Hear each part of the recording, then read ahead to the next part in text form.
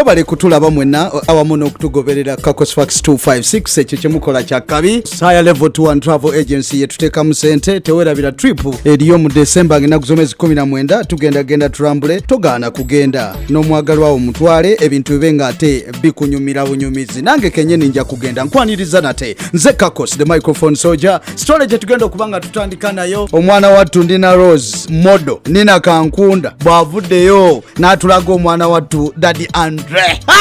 Nendaba Angella Katatumba bwatabuka bwakola kine munange simanyi oba kyayewandiise kye kituufu asoose n'atweetinga ku mukutu gwe ogwa Twitter n'avaayo n'apostinga ne ku Facebook.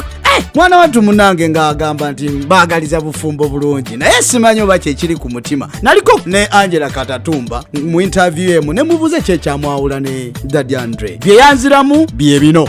Did you fall in love with Andre? Yes, munange. Andre and I separated. Kubanga yagana kutwala the HIV test.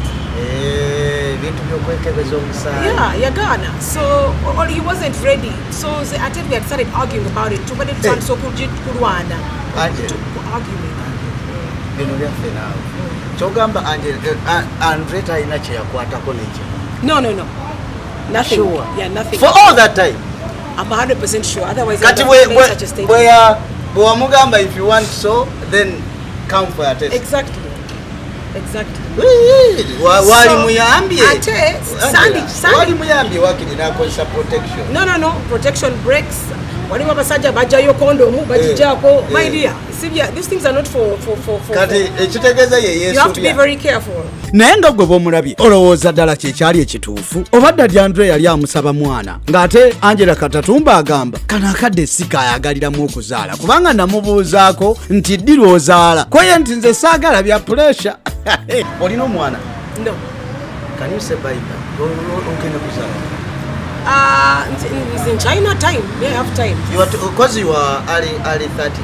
Me, I never say my age. Kale, nina Roze amaze okukakasibwa nti atutte Daddy Andre ewaabwe ne baba nga bakyadde okukukyala. Tulinde embaga.